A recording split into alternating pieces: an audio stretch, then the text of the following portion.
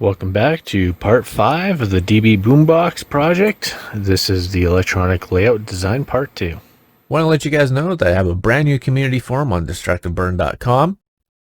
Here, you can create your own DIY projects or any of the categories on the left-hand side. I'm currently working on the Boombox project, so I have a few images in here that are new, and I'm still currently working on it.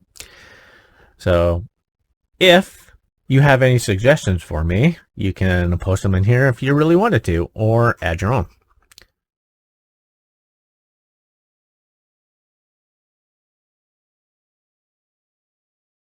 Alright, so I am now working on the logo, Boombox. I thought I would keep those two little M's on an angle. That one needs to be a little bit more on an angle. And yeah, I'm just trying to center everything as best as possible before I actually hand brush some wood glue on the back end of it and then push it down. I actually hand brushed that with, what I did is I sprayed some of this in a little cup, and then I used a hand brush and hand brushed it on, because the fact that the edges would have just continued to soak, which it did, all the white paint, so I had to go over this multiple times to keep it white. So today I was hoping to get my RCA auxiliary ports in. I was wanting to put here, but unfortunately they didn't show up today. But I did get something else in the mail, which I should have kind of held off on this for a bit, but oh well, I can modify it. But anyway, this is what showed up in the mail. These are Bipolar 20 microfarad capacitors. These here are designed for audio. The ones that I'm currently using in here are 100 microfarad. That means that I'm going to get more movement using these than these ones right here. And we don't want movement in our speakers. Basically what these do is they filter out lower frequencies and they leave the high. That's the whole reason why you got capacitors attached to tweeters, and then we got a resistor here. So these are the values that I chose for these tweeters. I have a song set up, and basically what's going to happen is this here is going to start moving. Now, when I have these two here connected, right, that means that I'm bypassing the capacitor. And as you can see on the capacitor right now, let's zoom in. You can see they're not touching the pins. That means the capacitor is active right now. And when the capacitor is active, the speaker's not going to be moving. But when the capacitor is not active, that means I'm shorting it down here, you'll see the speaker is moving. So basically the capacitor is getting rid of that vibration. You're about to see that here right away.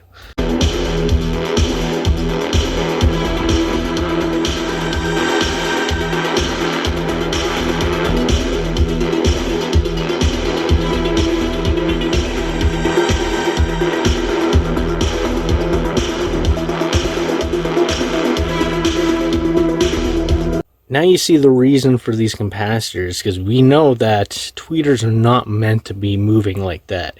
That destroys them. We want highs, not lows, and that's the whole reason why you have these capacitors on the tweeters.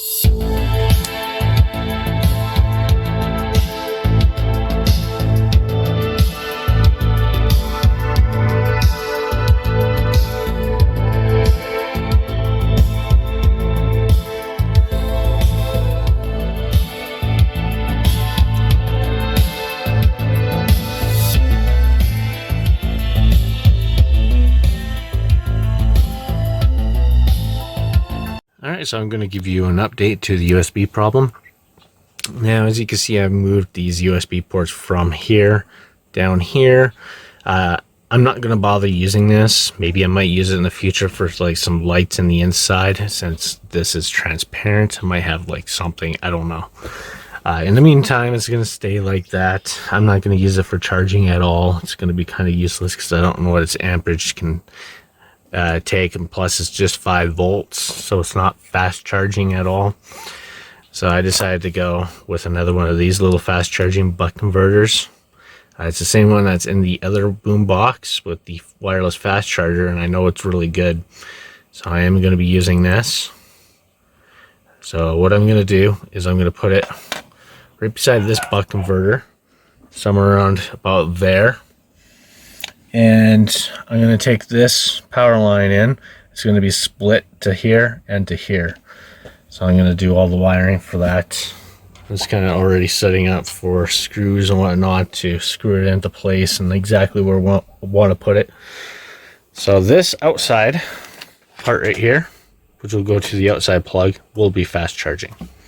I think it's QC 3.0 or something. I don't know. I can't remember what it is. It's Q something. I swear it's QC. I'll put it up on the screen. You can have a look. But yeah, anyway. I'm gonna start working with that right now, get it into place and get it set up. Alright, so I made my split in the wire.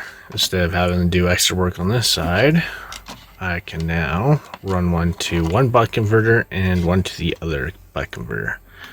So it's fairly alright. Just gotta go all the way over here, then I just gotta check my length on both of them.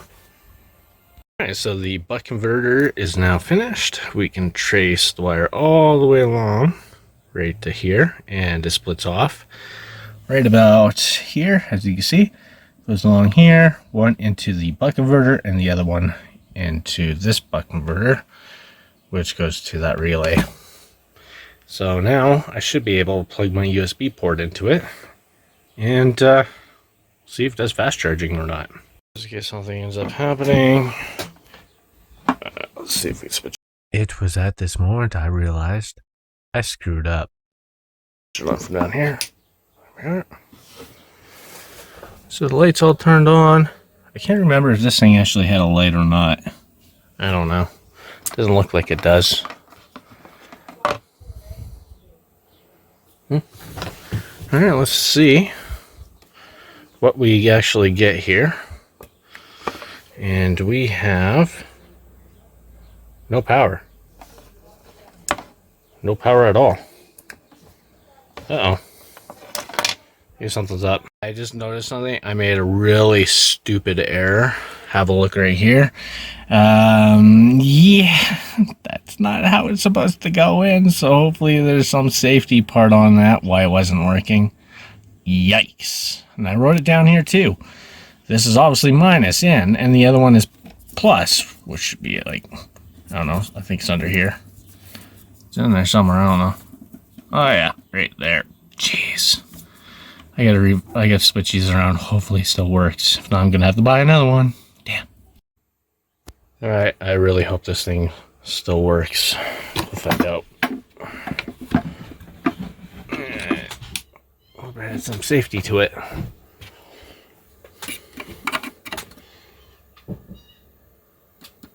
There's nothing coming out of it. Damn.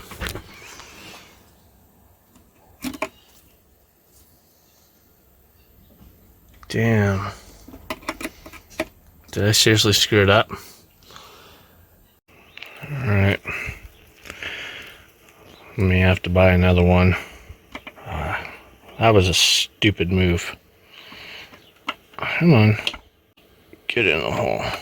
There we are. Oh, there's 24 volt right there. Damn. Damn, damn, damn.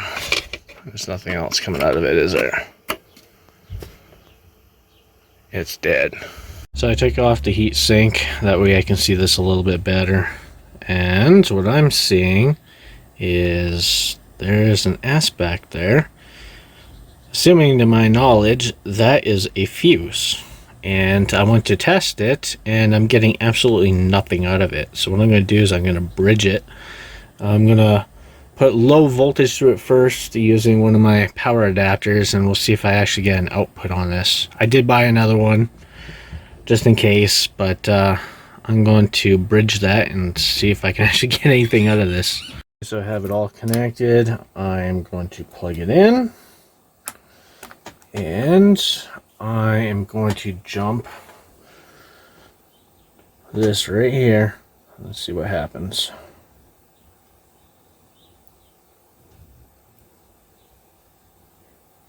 I get a light. Or is it totally dead?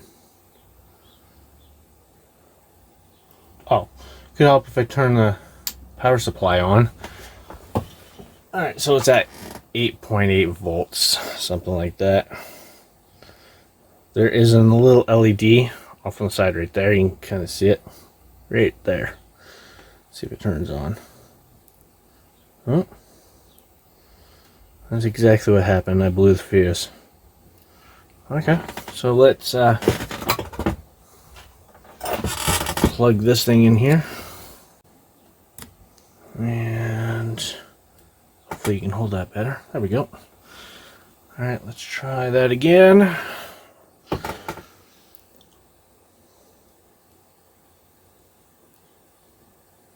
Yep. 4.9. So that's exactly what happened. That right there is a fuse. That little ass guy down there. Alright, I'm going to see if I can find another one off of some other PCB, or I'm just going to have to. I don't really want to put a wire or anything across that, but I might have to. But alright, I guess I blew a fuse. You know what sucks? Not having the parts you need. I tried looking on all the donor boards I have, and I have none that can fix that. And I don't really want to botch it with a wire, because fuses are meant to be blown, and I did blow that. So I'm just going to be putting this thing away, and I'll wait until the next one comes around, and I'll install that. This time I'll have it installed properly, where I'm not going to blow the fuse. So, what a bummer. Oh well. Alrighty, so my other buck converter came in today. Right here. This time I'm going to wire it up properly. I do have another 4 amp, that's what this is, 4 amp fuse down here. I bought quite a few more from eBay. I'm going to replace it, and this thing will be up and running again. So same thing goes with this. I have another capacitor coming to replace this buck converter issue, which is fine as well. Man, that's sticky.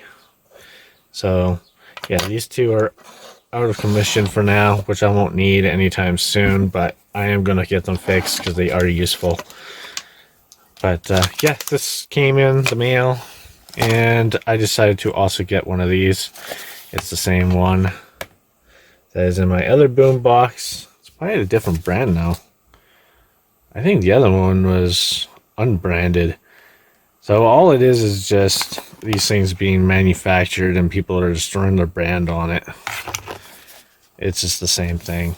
But I know this is a good fast charger. I used it in the other Boombox. I even had to flip the board around and face it a different direction, so I was able to use it properly and wire it up correctly. But anyway, I'm going to go ahead, open this thing up, and install it and see how that goes. Before I install this one, I'm going to take that little heat sink off, and I'm going to put a bigger one on, and I'm also going to put one on the inductor. Yes, even this larger one here, have a look right here, I'll show you this. It sits perfectly, just like so. Larger heat sink for a really small IC, but it'll cool it down even further. This thing's going to be enclosed in a box, and that would help. Alright, before I install it, I am going to take the heatsink off of this one, and I'm going to put a larger Raspberry Pi one on there, and one on the inductor as well. That way it helps dissipate heat better. So larger heatsink on a really tiny IC. I'm not really sure what that IC is. I would have to clean it off, but this one will fit perfectly, as you see. Well, I'm going to have it facing the other direction because that's kind of a block off that way. I'll have it facing this way. Yeah, looks better. Better airflow going that way than it is blocking it off that way. But it's going to be an enclosed area anyways, but yeah, it'll look something like that. If you're curious what that IC is, this is what it is. IP6565. I think this is 9U634EAD, I believe. Let me have a look at that with my eyes. Or that's 1EAD. It's really hard to see, but that's the best as angle I can get it. So, there you go. If you want to know what that is. Nice having a pile of Raspberry Pi heat sinks. You never know what you're going to use them on. I seem to be using these things on all sorts of things. I had to add my own thermal tape to it. But it's a lot better than whatever the crap this is. This is like silicone. It feels like rubber silicone. Yeah, I wouldn't trust that. So there we go. This is the finished product right here, as long as I keep it actually connected correctly. Like positive going positive and negative going to negative, not the other way around. So yeah, we'll see how well that works now. I'm sure it's going to be a lot cooler since it's got beefier heat sinks. These other two right here, yeah, they're a lot smaller, but I ain't going to throw them out. I'll use them for something else. Hey, what are you doing? Oh. Do you mind? Seriously? What, you're gonna steal the show now? Huh? Do you want to go away? No, you don't. No, you stay away from all that.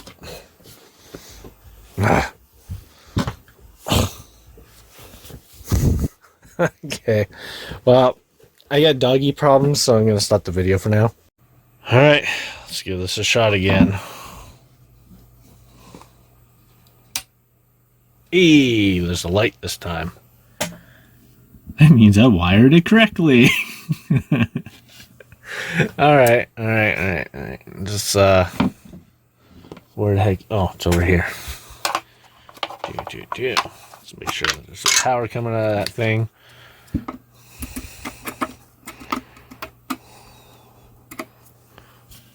Sure enough, there is.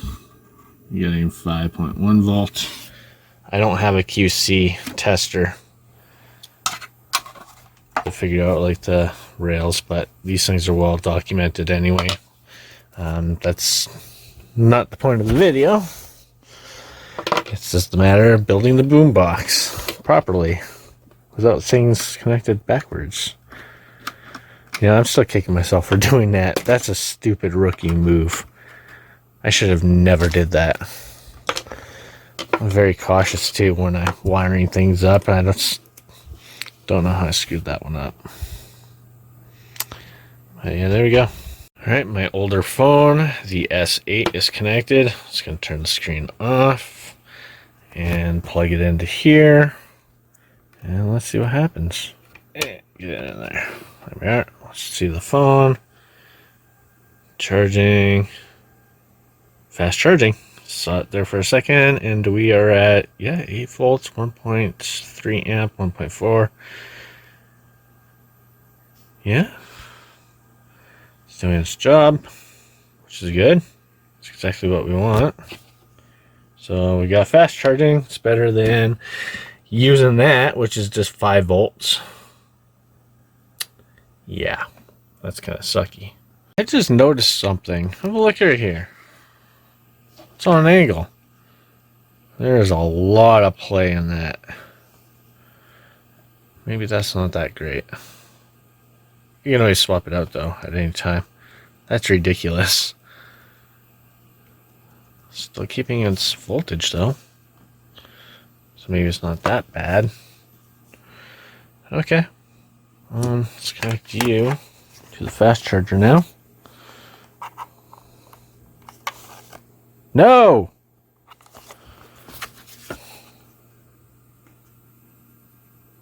Micro B? Are you fucking serious? I should really check the other charger, see if that's fast charging or not. Who uses Micro B? It said USB-C. Fast charging. These things are only meant for 5 volt. Not beyond that. Something tells me this one's not as good as the other one. I'd have to take it apart and look at the pictures from the last one. That's a disappointment right there. But, okay.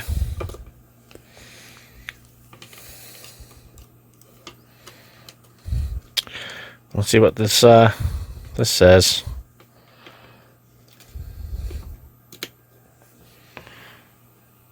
It looks the same. We're at 9 volt. So it is fast charging, okay. See what the phone says. Let's move the phone this way. That way we can have a reading on both. Yeah, it says fast charging. You went to 8. So that is QC 3.0 because it went to 9 to 8 unless it just dropped its load a bit because the amperage went up. But, okay, that's fine, I guess. Well, at least I have a spare. If the other one dies, I can put it in the other boombox. I'd have to do something about this, though. What's that say? 5. Okay, so this doesn't go any higher than 9 volt, which that's what it's displaying on the screen right here. So yeah, obviously that's correct. So yeah.